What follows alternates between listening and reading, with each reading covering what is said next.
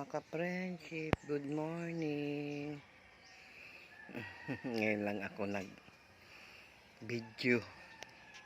Kahapon dami kong ginawa, naglinis ng mga drum. Kasi po ngayon, mawawalan po kami ng tubig. Siguro mga 2 araw. Kaya, busy ako kahapon. Yung binedyo ko hang ulam namin na always adobo.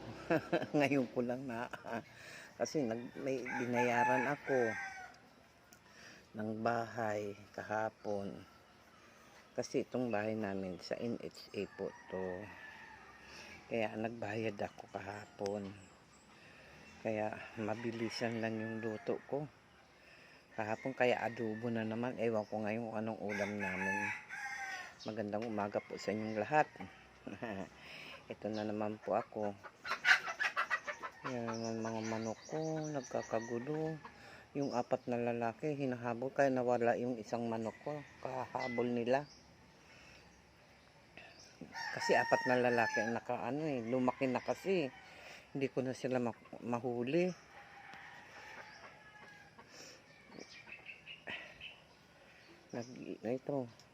Mag-aalmusal muna ako. Ito po ang aking almusal. Itlog. Saka tsaa. Saka itlog lang. Yan po ang aking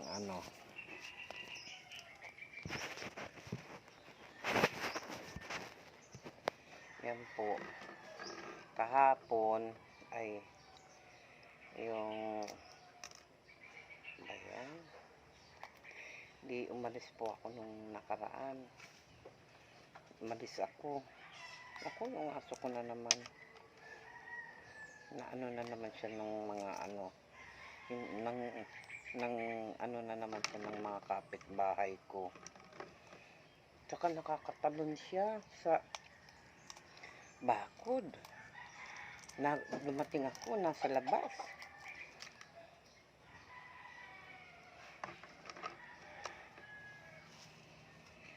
Ay po yun nga, ang dami kong iniisip.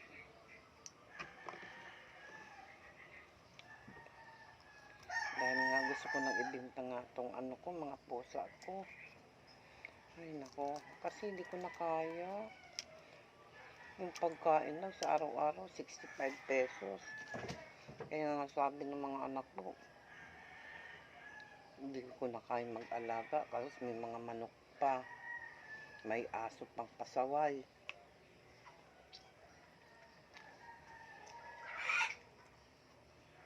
Ito, itlog ng manok ko dahil ayoko nang dumami.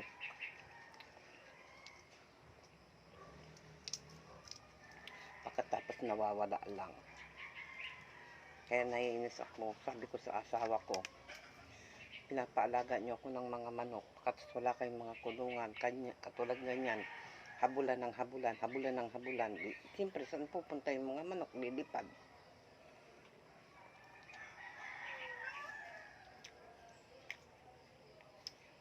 Gusto ko magulay ngayon. Ewan ko kung anong mabibili sa palengke.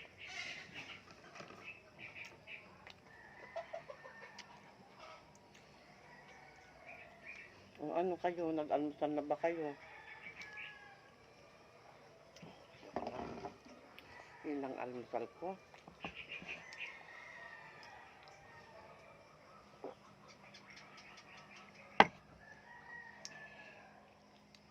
Ngayong buwan, mga ilang ngayong mga nakaraan, nagpunta ako, diba, sa sa Bataan.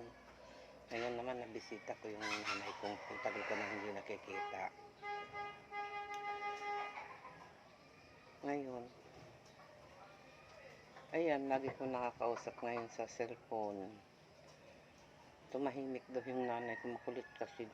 May dimension na kasi yung nanay ko. Makulit na, pasaway na. Mahirap para pag may nagkakaedad. na ganyan. Na nagiging makulit, nagiging pasaway. Ay, Diyos ko naman. Tingnan mo, muntik na matapon yung kape ko. Tumigil ka, Riley. Itong aso ko. Makulit masyado. Pinaliguan ko kahapon. Kasi mabaho na siya.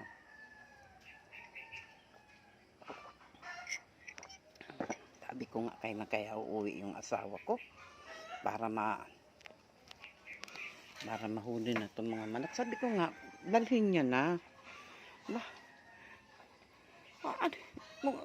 Wala daw bibili ng ganyan. Ay, punyemas. Di kainin, lutuin. Diba? Kaya nga tayo nag-alaga eh. Kaya ngayon, parang gusto ko mag-alaga. Buti pa yung saso. Yung pag lumaki. Makakatay na. Kaya kung minsan ayaw kong mag-alaga ng mga manok. Lilipad. Pagkatas pupunta na sa ibang bahay. Pag nahuli na, wala na.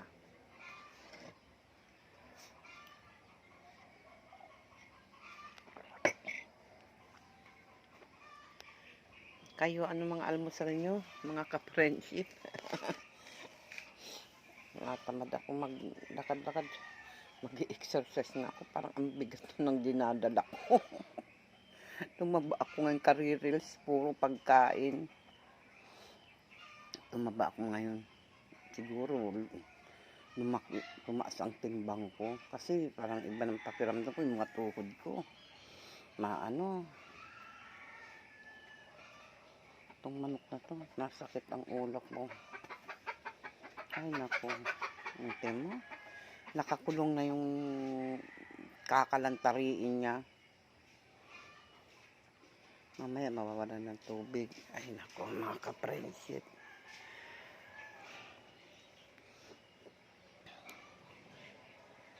Sabi ko, hindi ako kasi maka-stock ng ng mga pagkain para hindi ako pabalik-balik sa palengke. Kasi pag may pera ako mga ka-friendship, naman may 500 ako. Bibi ko lahat yan ng mga uulamin namin. May isda, may manok, may baboy. Yung 500 na yun, mga 3 araw na namin yun.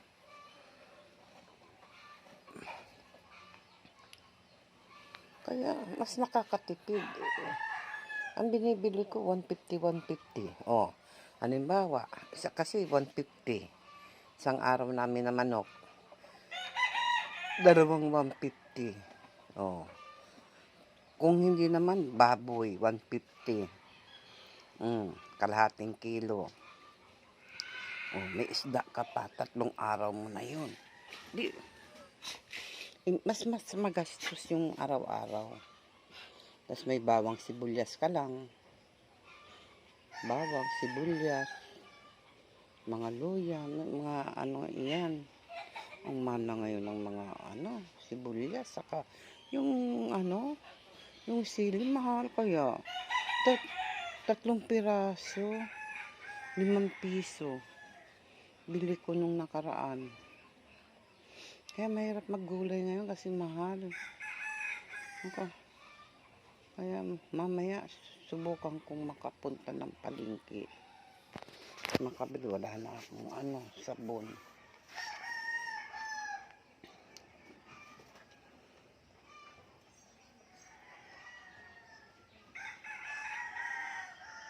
Yun na nga mga ka-friendship.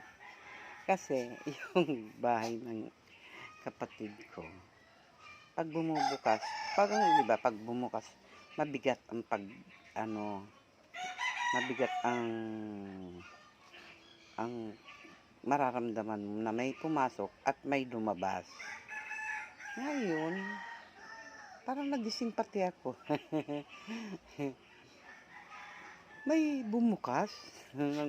Wala namang ano, tiningnan ng anak, hindi muna, bumukas, tapos dahan-dahan sumara. Ma, wala naman tao. Biglang bumukas ang pinto. Pero nagising ako, naramdaman ko yun. Hayaan mo lang ka ako. Ako kasi pag mga ganyan, hindi na big deal sa akin yun. Kasi yung anak ko, kasi kung talagang nakakakita talaga yun. Minsan, yung nandoon kami sa Fairview doon sa pinsang ko. May bata daw doon sa may hagdan kasi nakahiga kami sa baba. Katapos yung pinsang ko, saan ba yung natulog yung pinsang ko? Sa ano, sa lapag kami. Pagkatapos yung ano, yung hindi ko na pangangalanan. Yung asawa nandun sa isa rin na sopa, basta sopa. Pagkatapos, yung anak ko nasa baba, katabi ako. Yung ulunan ko, yung pinsang kong babae. Mama, uwi na tayo, sabi sa akin, madaling araw. Ay, magising ka, sabi nga, naiihi ako. Halika na, samahan mo ako. Sabi niya. Akala ko, kung ano, o baka kung inano siya nung katabi niya. Takot. Ang sama na ng isip ko.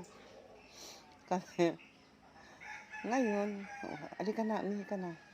Ma, may nakita ako mang bata sa hagdan. Ay, wala namang bata doon. Sa bahay na yun. Sabi ko, para kang tanga. Hayaan mo lang siya. Kung nakita mo. Wag kang yung anak kong ang lakas ng ano niya. Nakabukas yung kanyang third eye. Kasi ako, dati, ganyan ako. Isinara lang. Parang siya ang nagmana sa akin, sa mga anak ko. Siya ang malakas ang dating sa mga ganyan. Kaso hindi niya alam i-handle. Ako noon, Diyos ko. Kaya sinabi nila para akong lokal-loka. Nakakaloka-loka kaya yan. Iisipin ng tao, balika.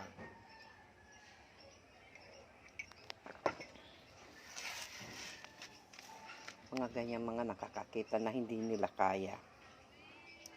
Kaya sinasabihan ko yung anak ko. Pag ganyan, kunyari wala kang nakita. Lalo na doon sa bahay namin sa Bicol. Naku, sari-sari. Mga ganyan, mga nakakakitang ganyan. Kinabukasan kwentuhan kami. Kala ko kung inano mo na, sabi ko doon sa asawa na. Yung pala, ganyan, nakakita siya ng. Ako nga nung natutulog ako sa taas nila, buhay pa yung tiyahing ko. Kitang-kita ko talagang may umakyat. Pero paalang ang nakita ko. Sinabi ko sa tiyahing ko, may tao rito. Sabi ko, may umakyat, sabi ko. Basta, unang bahay na tinulugan ko, ganyan. Malalaman ko kaagad kung may tao o wala. Katulad nung first time ko, dun sa bahay ng tiyahing ko. Natulog ako. Maya-maya, hapon yon, Auntie, may tao dito sa bahay na to. Tama ka, Pin, meron tao nga dito, sabi. Pero nung buntis yung anak ko, hindi siya nahirapan manganak. Hindi masyadong namimilipit na masakit ang tiyan, hindi katulad sa akin. Siya, sabi ko lang, sige, ikuskus mo sa poste. Ikuskus mo sa puno ng sarigbuelas. Sabi ko, talagang, oo, masakit, pero kayang-kaya niya. Hindi siya yung, ganon, hindi. Tapos yan nga, may lumalabas ng ano sa kanya. Halika na, punta na tayong hospital. Nandun ako sa tabi niya nung mga anak siya. Nung lumalabas na yung bata, doon lang talagang para siya nagbibirigak na ano, talagang persado na siya. Marami doong nanganak, talagang magaan ang pag-anak doon sa bahay na yun. Pero ako, nagpaanak ako doon na ano, kasi yung babaeng yun nakatira sa akin, umuupa doon sa taas. Kada ano, masakit ang tiyan. Panay ang init ko ng tubig, na hindi naman nanganganak. Ngayon, Pasko, siyempre, nag-inom-inom naman ako. Hindi, siyempre, sarap ng ano mo. Andyan na yung masakit na andyan, ginigising na nila ako. Di iyo, ay, ako, baka mamaya, hindi na naman manganganak yan, baka na naman kung napano lang yan. Agoy, nakita ko, ay, punyimas ka mo. Ala, mag-init na ng tubig, sabi ko. Di iyo, magsundo na ng partira. Midwife. Di iyo na nga. Diyos ko, ako ang nandoon. Ayun, lumabas ang bata. Ang ginagawa ko, di nakahiga siya. Kumbaga sa ano, kasi merong ganyan, na pag nanganak, biglang ang lakas ng puwersa, tatalsik yung bata. Ay ako, ano ko, yung inaalalayan ko yung ulo na lumabas. Yan, inaalalayan ko hanggang sa ano, ganun pa rin. Pagsabay ng ano, labas ng mga ano, tubig o ano pa man doon sa ano. Oh, pahing ano, basa, mga ano, yamit. Ganon. Dumating yung ano, partira, nakalabas na yung bata. Pero hindi naman ako marunong magputol ng pusod. Partira na. Ayun. Nilinis na ng ano. Magaan. Hindi ko nga na ano, na naghihiyaw-hiyaw siya. Hindi ko na ano na naghihiyaw.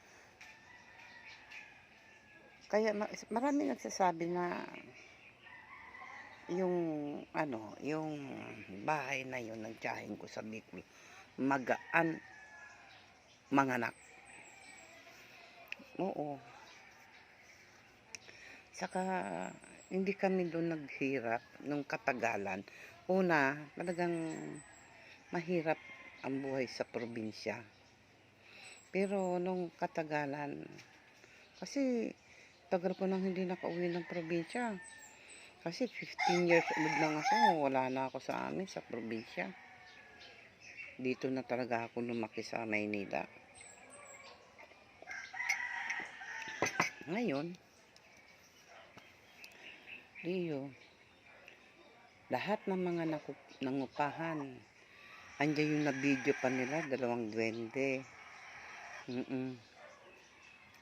Pagkatapos, ang mararamdaman mo doon, pag ikaw nakahiga sa sahig, pag hating gabi na, may lumalakad na ang bigat ng paa, ramdam na ramdam mo. Saka may nagpapakita talaga doon. Meron nga doon si Anton. Kasi meron kami doon salamin. Tinatakpan nila kahit ako tinatakpan ko. Kasi nga, kung minsan sabi ni Anton, may nakikita siya doon na babae. Kaya tinatakpan, hindi yun tinatakpan ko lang yun. Hanggang sa kinabit ko na yun sa isang kwarto. Nakakabit na yun. Maniwala ka, talaga yung si Anton.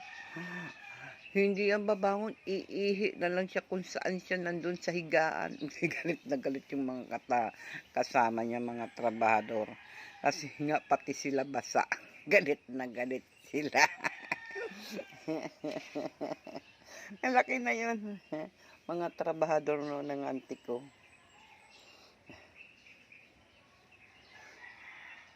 Saka yung kasi mataas yung bahay ng auntie ko. Alam mo, sabi nung nakatira dun sa extension na bahay. Alam mo, Big Mama, pag-uwi ko ng hating gabi, alam mo, mayroong tao doon sa tuktok na may ang laki-laki ng pakpak. Parang ibon na ang laki-laki ng pakpak. Sabi. Kasi kuminsan, yung bubong na yun, biglang may vlog. Ewan ko, wala naman doon na ano. Ang bigat ng na pang landingan daw yun ng mga aswang. Pero marami naman ako naging kaibigan na aswang doon. Sabi aswang daw. Pero yung may dumadaan na mag-asawa. Big Mama, sisigaw na yan. Kahit talagang hilagi, pag dumaan talaga yun, yung mag-asawang yun, sisigaw yun sa bahay, Big Mama. Kahit wala silang gusto, dadaan yan doon, sisigaw ng Big Mama. Minsan naman nakikita nila ako, Big Mama, pahingi naman ng malunggay mo. Sige na, kuha na kung nandiyan naman lang sa labas, sabi ko. Binibigyan ko, kaya mabait yung dalawang matanda. Pero sabi nila, yung ay aswang. Ayun, may ibon. Uwak. Andiyan naman yung uwak. Ngayon, minsan sinikreto namin kasi yung asawa nangungo. Wala kayong anak? Wala. Nasaan? Bakit? Mayroon nagbuntis ako. Kaso yun, tinuturo. Anong yun? Sabi, parang kinain daw ng asawa yung anak niya. Namatay yung anak ko. Nawala yung anak ko. Ganon. Tinuturo niya yung asawa niya. Nagaganon. Kinain daw. Ewan ko kung totoo yun. Pero wala siyang pinabanggit na kinain. Bakit ano nangyari? Kaso andyan. Na lang. Saka, yung mga aswang, sabi hindi, ang paa daw, hindi nakalapat yan sa lupa. Sabi. Yung aswang. Saka, pag nanganganak, minsan yung inuna ng bata, kinakain nila. Kasi meron, yun pala, paanak. Ay, hindi. Kasi may mga anak, hindi mga anak. Kwentong lang yan kwento ng mga,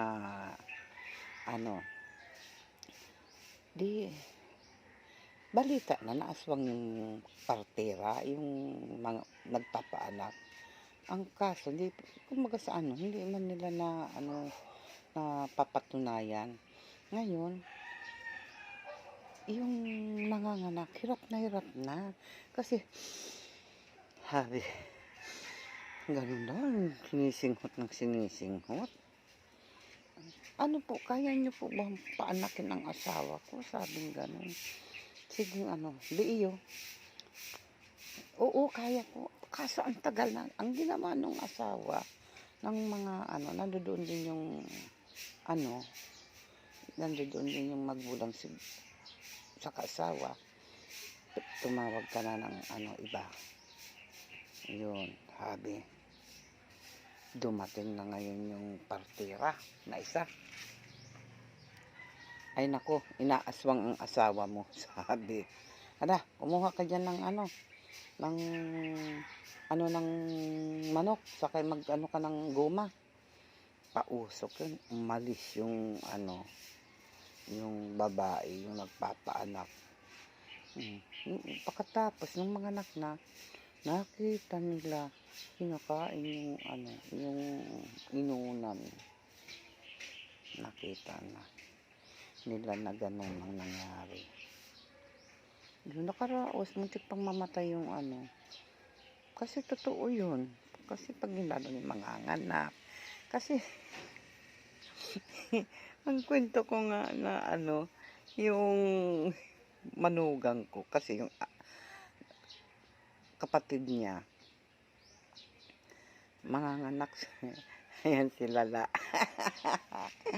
Si Lala. Di yun, nandoon naman, nagbabantay naman yun si ano. Ang kaso, ang tagal manganak nga ni ano, ni, ni Lala. Ang ginawa nila, nagpausok silang guma. Ngayon, di umuwi si Otoy. Asawa yan ng anak ko. Ngayon, ano to, kumusta? Nanganak na ba sila? Dahil tapig aaswang. Di iyo. Nag-usap kami, nasa bakuran. Wala kami sa terrace, nandun kami sa bakuran. Dahil sinalubong ko nga, dahil nag-aalala rin ako. Dahil si Lala, hindi pa nanganganak. Biglang may vlog, parang yung nagpagaspas na bumaba na ano, sabi ko, alam mo, halos sabi ko dun sa braso ni Utoy, Utoy, ano yun? Ewan ko po, pero ano niya na yung itak. Kasi may sukbit, alam mo sa probinsya, ang mga lalaki halos karamihan, lalo na pag may mga sukbit na itak. Nakapwis. Pigiling ni Utoy sa sagingan. Wala kami nakita. Kasi nga, yung kapitbahay ko, pinaghihinalaan din na aswang, nangungupahan doon. O, lagi yun sa bahay. Kumakain, umaano. Oo, kasi, ano naman yun eh. Kaibigan yun ng tatay ko. Pag nandoon, lagi sila magkausap. Ng tatay ko. Pinaghihinalaan nilang aswang. Kasi yung bilis ko, ang bilis lumakad. Parang malang hindi napapagod. Lagi yun sa bahay. Ewan ko, kumusta na kaya siya. Pero ang gaganda ng mga anak na yan. May mga professional. May anak sa Amerika. Asawa niya nasa Amerika. Pero pinaghihinalaan nilang aswang. Pero ewan ko, kasi wala naman din naman napapatanayan. Kaya lang, yun ang pangyayari nung gabi. Yun, siguro umuwi siya. Kasi nga, nag-ano na sila ng pinausukan ni Otto yung ilalim. Na yung ilalim ng bahay. Ayun, nanganak si Lala. Grabe. Grabe yung mga Saka mahuhuli mo ang aswang. Huwag kang ng dilim. Yung pagdilim ng araw, nandoon ka na sa silong.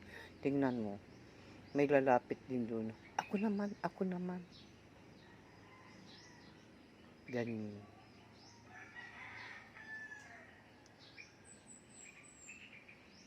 Ay, mag 30 minutos na pala tayo nagkikwentuhan. O, sige na mga ka-friendship. Maggagawa na naman ako. Maghuhugas na ako para mamaya wala na tayong hugasan. At mamaya 11 daw, wala ng tubig. O sige, bye-bye. God bless us all. Magandang umaga po sa inyong lahat. Bye-bye.